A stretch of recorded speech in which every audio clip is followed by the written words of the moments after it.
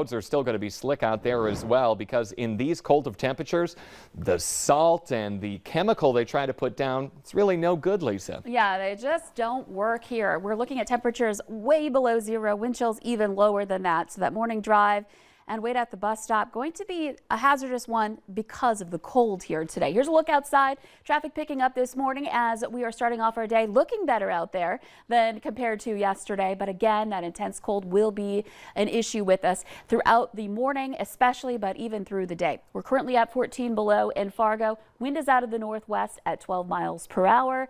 And that's enough wind to cause our wind chills to drop down to 35 below. In addition to that, that's enough wind to have some light drifting on some of those roads as well for this morning. Not much of a problem generally, but we may see some more trouble patches develop because of that. And we still have the snow to clear off. That, as Jordan mentioned, won't go anywhere unless we do so mechanically with plows and shovels here today. Here's a look at Grand Forks. We are at 15 below there, and the wind is not as strong. We're at northwest, a wind at 7 miles per hour. It feels like 31 below. Now, there are other places in the valley where temperatures are in the 20s below. We've got wind chills in the 30s to even 40s to close to 50 below here in the valley this morning. So this is going to be a day that's tough, especially to start, but all day long and even into tonight. And here's a look at our winds. They're, again, not super strong. We're looking at some wind speeds up in the northeast that are nice and light at about 5 to 6 miles per hour there. But you can see that we have a 15 mile per hour speed in Langdon up in the Northern Valley, Southern Valley 16 miles per hour in Jamestown, Oaks 15. We've had a couple of places with gusts into the 20s, and 13 miles per hour in Fergus Falls. And that, again, really makes your wind chills drop like a rock here today. So again, a cold start to the day. We are at least on the quiet side. No additional snowfall coming our way. The wind isn't in that range where it's going to cause those big drifts or anything like that or reduce our visibility.